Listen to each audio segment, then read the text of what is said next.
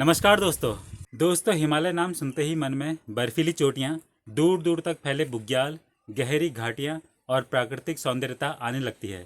और आए भी क्यों ना, बहुत से लोग साल में कम से कम एक बार तो इन बर्फीली जगह पर जाते ही होंगे। और कई लोग तो इन जगहों पर ट्रैकिंग, कैंपिंग और फोटोग्राफी करने भी जाते होंगे। तो उन्हीं में से एक मैं भी हूँ। मुझे भी बर्फीली जगह पर जाना, पहाड़ों पर चढ़ना, बुग्यालों पर चलना और घाटियों के किसी कोने में बैठकर खाना खाना पसंद है।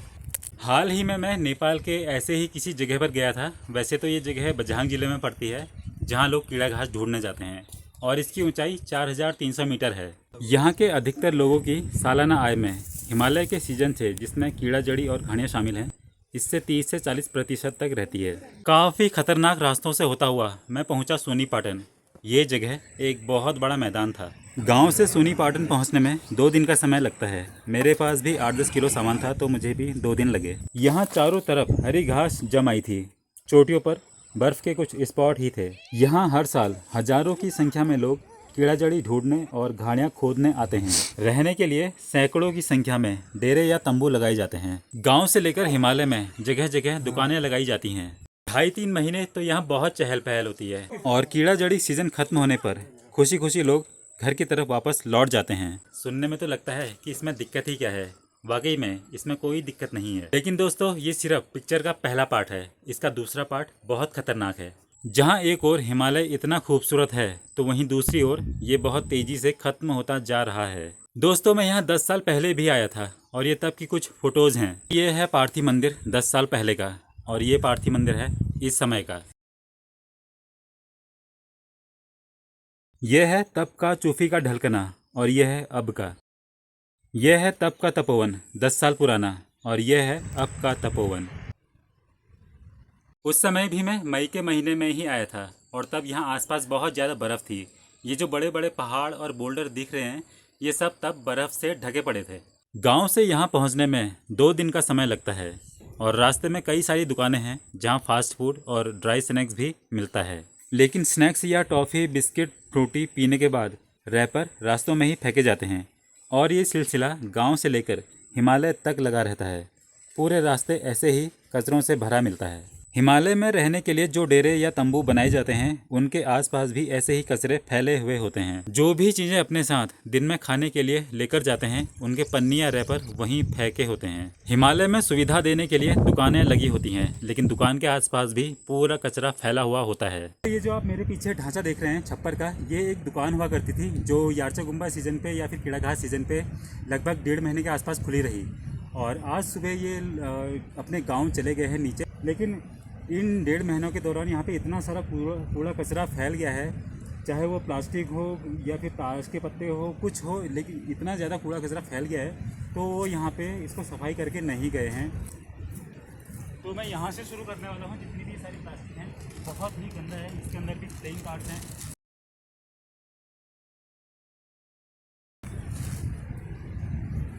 ताश की गड्डियाँ जो मैं जला रहा हूँ, जो ये बाहर ऐसे ही फेंकी थी, और हालांकि कुछ इनकी ताश की गड्डियाँ हैं जो मैं ऐसे ही छोड़ा हूँ। इन्होंने प्लास्टिक के थैले में रखी थी, वो अंदर ऐसे रख के। ये हैं ताश की गड्डियाँ जो मैं इस पर ऐसे ही रख देता हूँ। और ये हैं कुछ शैम्पू के पैकेट जो मैं इनको भी ऐसे ही रख रहा हूँ यहाँ पे। इधर कुछ फ़ोटोज़ भी हैं जो फ्रांसीसियों ने खींची थी पिछले साल। यहाँ पे इन जो लोग आते हैं और वो यहाँ पे ऐसे फैले हुए हैं, तो इसमें जो फ्रांसीसियों ने फ़ोटो खींची थी वो मैंने कट्टे में रख दी हैं। कट्टे में रख के इसको कहीं पे साइड में रखना पड़ेगा, जिसको चाहिए वो ले जाए। हालांकि इन्होंने यहाँ पे रखी हैं, इसको मैं यहाँ पे रख रहा हूँ। यहाँ पे इसके अंदर फ़ोटोज़ हैं इनकी, अपने आप लेके जाते हैं। फ़िलहाल दोस्तों मैं लगाने वाला हूँ इस पर आग।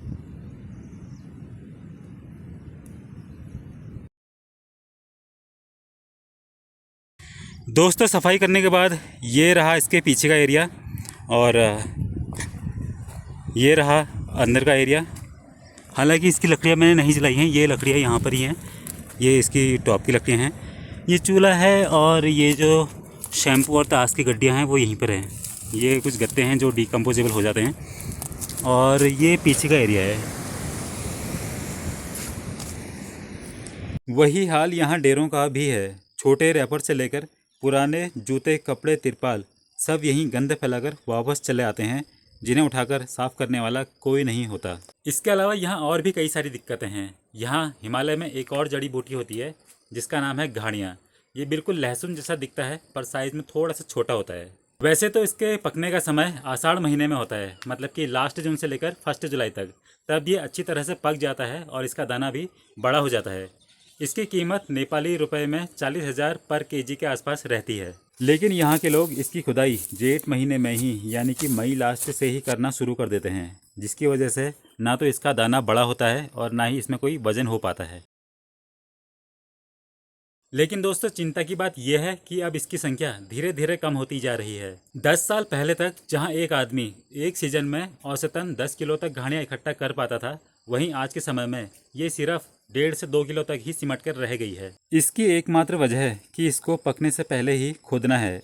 अगर ये पौधा पक जाता है तो इसके फूल में बीज होते हैं जो फूल पकने या सूखने के बाद गिर जाते हैं, लेकिन कच्चा पौधा खोदने पर यह प्रोसेस नहीं हो पाती। इसके अलावा अब तो यहाँ पहाड़ों में भी आग लगाई जाने लगी है। मई जून में बुग्यालों में घास सूखी होती है, ये सोचकर कि घास जलने के बाद कीड़ा जड़ी साफ नजर आएगी।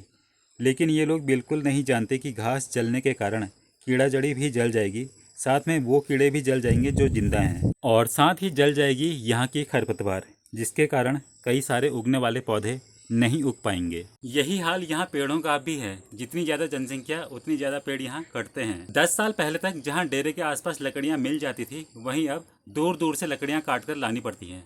लोगों ने यहाँ अपने घर भी लकड़ियों से बना दिए हैं, जिसमें वो सिर्फ साल में 2 महीने ही रहते हैं। अब धीरे धीरे यहाँ के पेड़ भी समाप्त होते जा रहे हैं और यहाँ का मौसम भी गर्म होता जा रहा है। बर्फ भी अब धीरे धीरे कम गिरती जा रही है। इनफैक्ट इस बार तो बर्फ थी ही नहीं। उस समय भी मैं मई के महीने में ही आया था, तब यहाँ बहुत ज़्यादा बर्फ़ थी। तब मैं यहाँ सिर्फ 15 दिन ही रुका था। इस दौरान 2 से 3 बार सोनीपाटन में बर्फ़ गिरी थी, जबकि इस बार 30 दिन रहा।